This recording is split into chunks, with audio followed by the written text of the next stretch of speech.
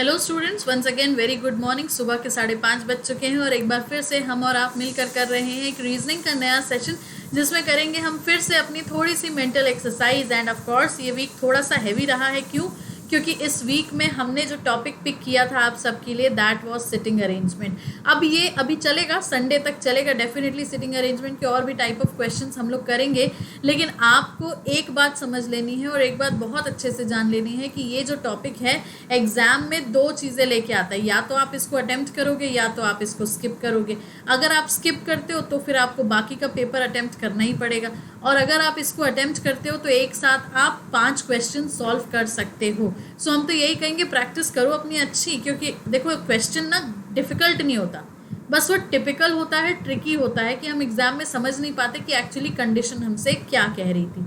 और इसी वजह से इंग्लिश और हिंदी दोनों डायरेक्शंस को हमको ध्यान देना चाहिए। ये नहीं कि हमने तो इंग्लिश चूज़ किया था तो हम इंग्लिश में ही करेंगे, या हमने हिंदी लिया था तो हम हिंदी में ही करेंगे।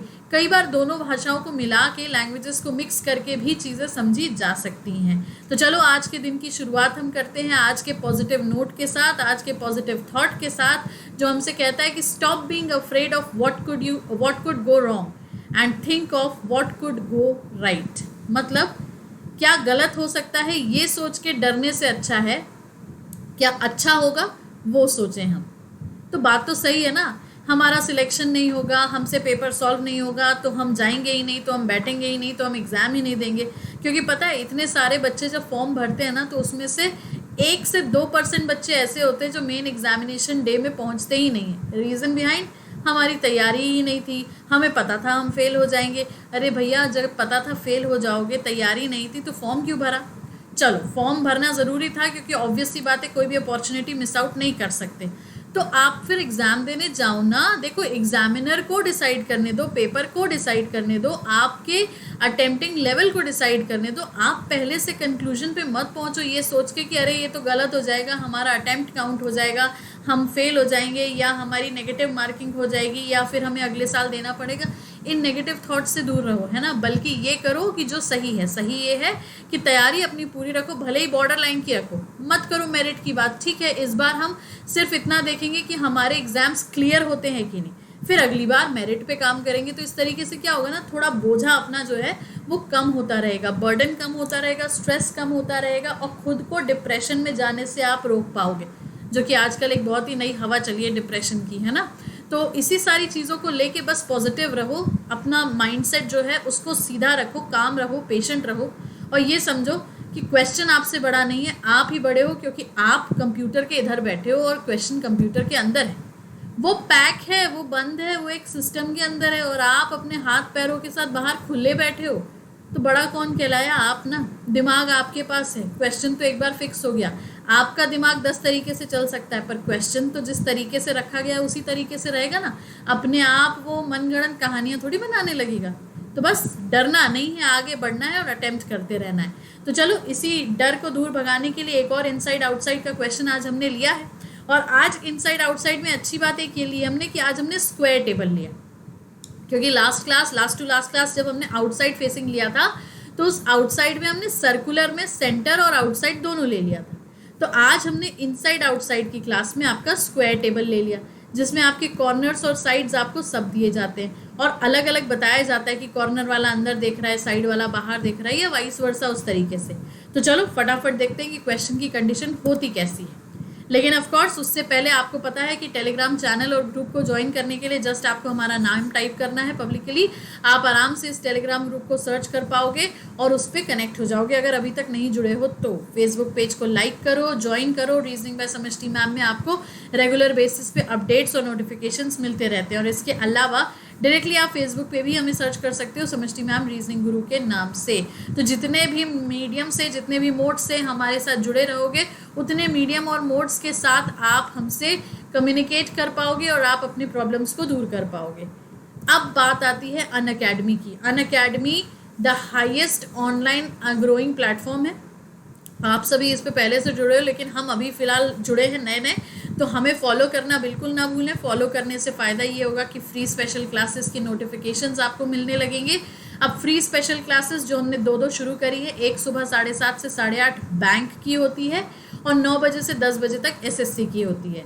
इन दोनों क्लासेस के अगर हम डेज की बात करें तो मंडे से लेके संडे तक होगा, ठीक है। मंडे से लेके संडे तक रेगुलर बेसिस पे हम इन क्लासेस को आपके साथ डील करेंगे।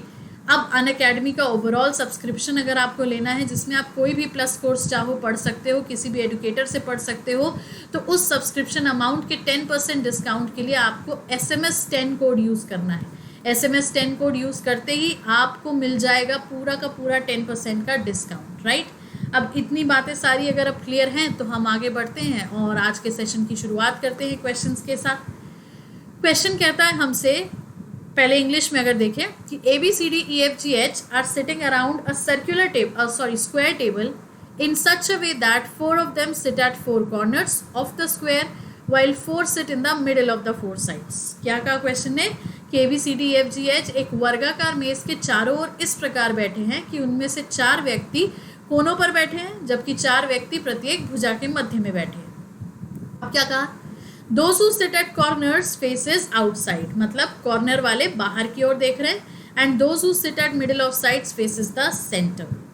जिनका मुख बाहर की ओर है वो कोनों पे है और जिनका मुख मध्य पे बैठे हैं वो केंद्र की ओर है, ठीक है। अब क्या कहा है, D sits third to the left of G, D G के बाएं तीसरा बैठा है। E sits third to the left of C, E C के बाएं तीसरा बैठा है। C does not sit at any of the corners, C मेज के किसी भी कोने पर नहीं बैठा है। Only one person sits between E and F, E और F के बीच केवल एक व्यक्ति बैठा है। F is not an immediate neighbor of C, F C का तुरंत पड़ोसी नहीं है। H is facing outside, H का मुख जो है वो केंद्र से बाहर की ओर है। A is not an immediate neighbor of F and H, A F और H का तुरंत पड़ोसी नहीं है। The number of persons sitting between B and D is same as D and C, B और D के बीच बैठे व्यक्ति की संख्या D और C के बीच बैठे व्यक्तियों के बराबर है।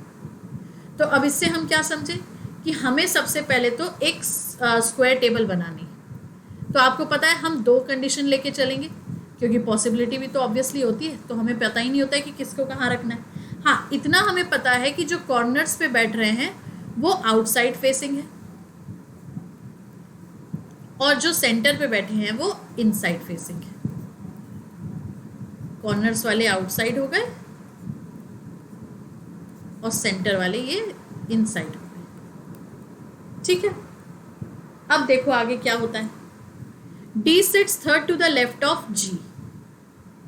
अब G इनसाइड है या आउटसाइड पता नहीं, तो हम दोनों लेके चलते हैं। एक बार हमने G यहाँ रखा तो D sits third to the left of G में 1 2 3 यहाँ आ जाएगा D, और एक बार हमने G को इनसाइड रखा तो 1 2 3 यहाँ आ जाएगा D। E sits third to the left of C, E sits third to the left of C and C does not sit at any of the corner, ठीक है।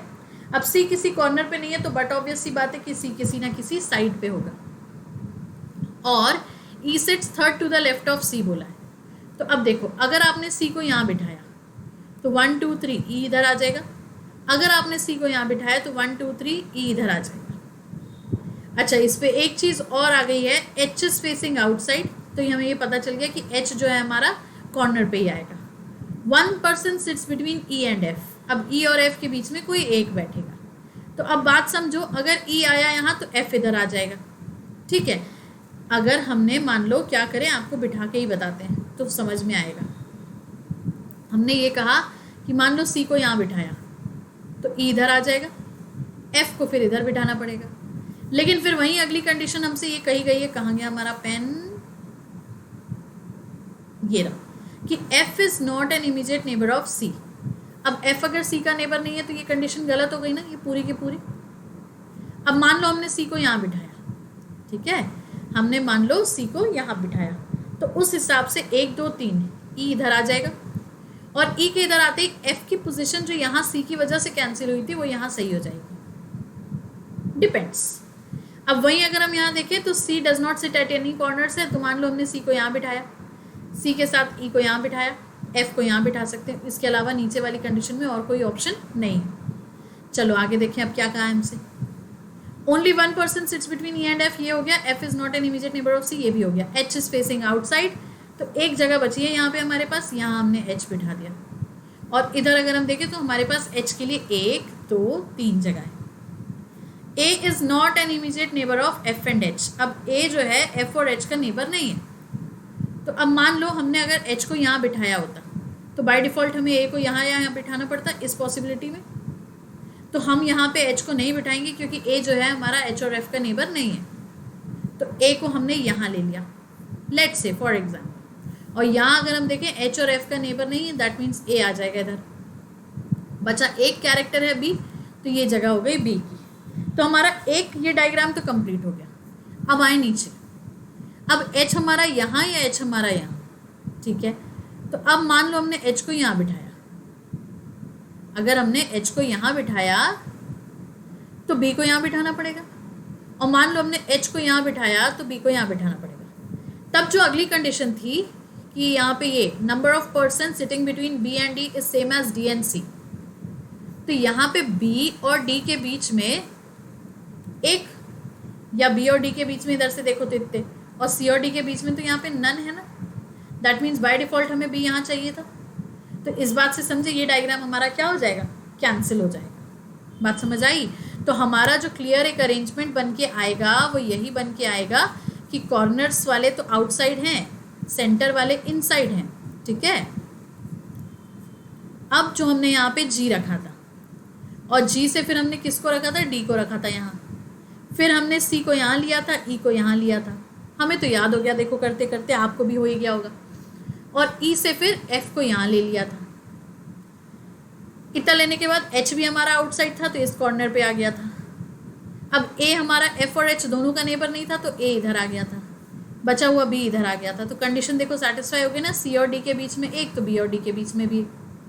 दैट मीन्स क्लियरली जो आपका diagram बन के आ रहा है वो ये. बात समझ आई. एक और डायग्राम देखते हैं, एक और क्वेश्चन देखते हैं. So let's see.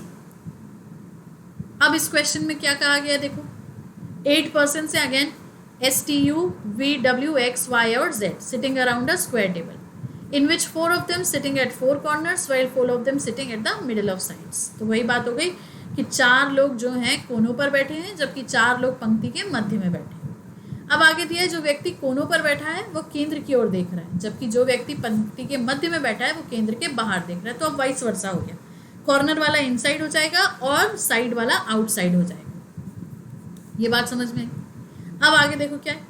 Each one of them studies in different standards 1 2 3 4 5 6 7 8 but not necessarily in the same order.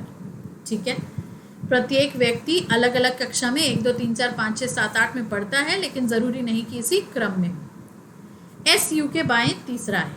क्या बोला, S is third to the left of U. V is an immediate left of U. V U के तुरंत बाएं बैठा है. कक्षा 6 और कक्षा 2 के बीच केवल 3 व्यक्ति बैठे हैं. Only 3 persons sits between standard 6 and standard 2. The one who studies in standard 4 sits third to the right of S. जो व्यक्ति कक्षा 4 में पढ़ता है S के दाएं तीसरा है. Z और कक्षा 7 के बीच केवल एक व्यक्ति बैठा है. Z का मुख केंद्र की ओर है. क्या हुआ, Only one person sits between Z and standard 7. Z facing the center. T is an immediate right of Z and not immediate neighbor of standard 7. Only 2 persons sitting between 8 and W. Standard 8 does not sit middle of any side. Y is second to the right of W. V does not study in standard 8. Standard 3 is third to the left of 5. Standard 1 and 2 are immediate neighbors of each other.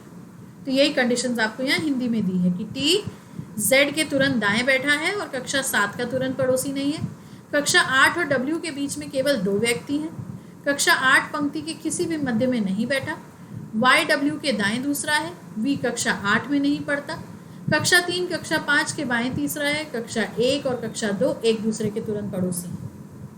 अब करेंगे हम इसको arrange करने के लिए करना वही है कि हम एक पूरा पॉसिबिलिटी के साथ लेके चलेंगे. तो एक हमने स्क्वायर यहाँ लिया, एक हमने स्क्वायर यहाँ लिया. अब इस बार क्या हो रहा है, कॉर्नर्स वाले हमारे सेंटर फेसिंग है तो हमने कॉर्नर्स वालों को सेंटर फेसिंग दिखा दिया. साइड्स वाले हमारे आउटसाइड फेसिंग है तो साइड्स वालों को हमने आउटसाइड दिखा दिया. इस तरीके से यहाँ पे भी इसको शो कर लो.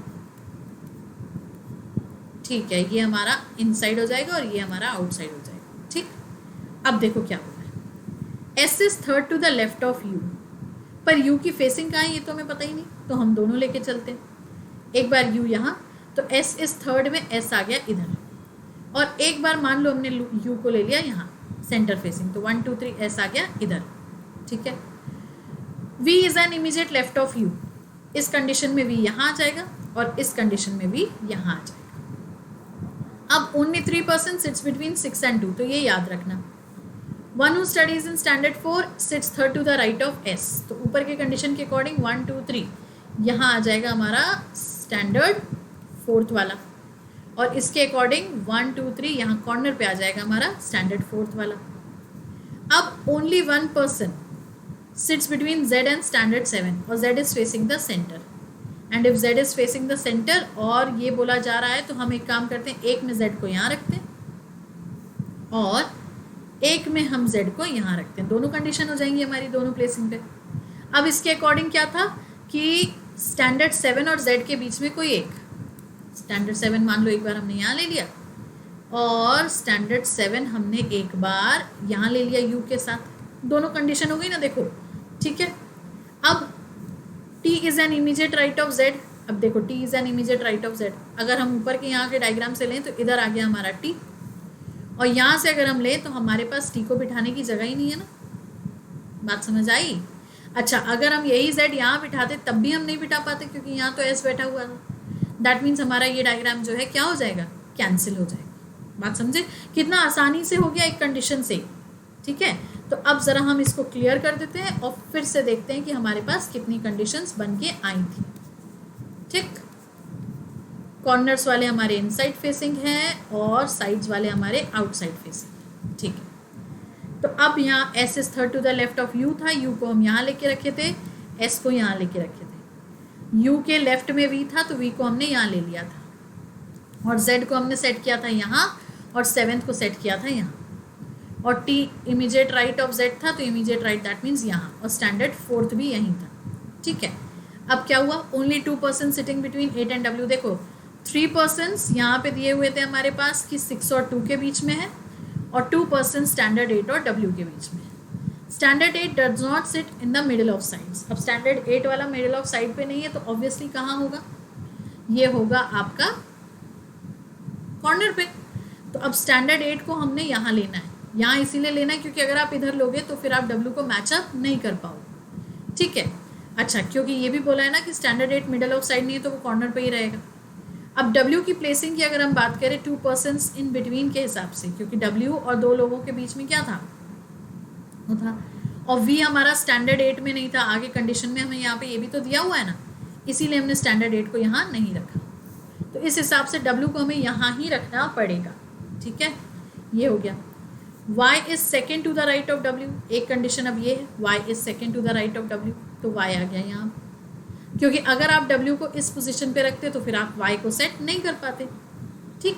तो अब देखो हमारा Z सेट हो गया, W सेट हो गया, S Y V U, एक कोई कैरेक्टर बचा है दैट इज X, तो X को हमने यहाँ रख दिया। अब रही हमारी क्लासेस की बात, तो यहाँ पे एक क्लास आएगी, यहाँ पे एक क्लास आएगी, यहाँ पे एक आएगी, यहाँ पे एक आएगी, और W के साथ आएगी, ठीक है।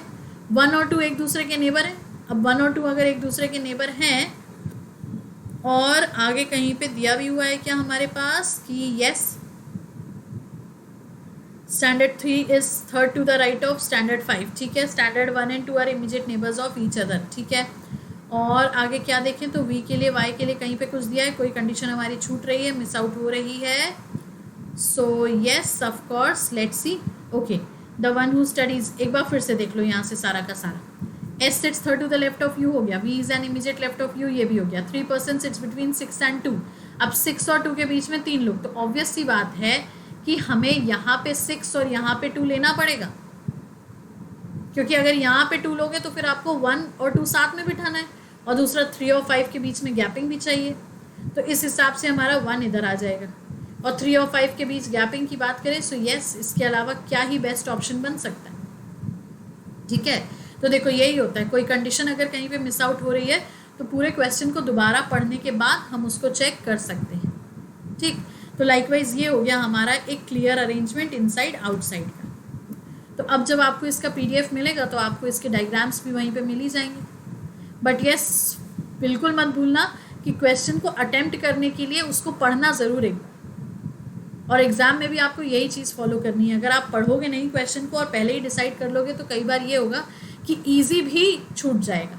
ठीक है, तो इस क्लास में बस इतना ही। See you all tomorrow again at 5:30 with some new sitting arrangement format. But yes, do not forget Unacademy पे हमें फॉलो करना, और इसके अलावा 7:30 AM बैंक की क्लास और 9 PM रात में SSC की क्लास अटेंड करना, क्योंकि ये फ्री ऑफ कॉस्ट हैं, डेली हैं, तो हमें नहीं लगता कि कोई हर्जा है इन क्लासेस को अटेंड करने में। ठीक है, बाकी सब्सक्रिप्शन के लिए कोड आप याद कर लो SMS10, इससे इजी कोड हमें नहीं लगता कि कोई हो सकता है आपके लिए, क्योंकि SMS आप लोग डेली करते हो, दिन भर करते हो।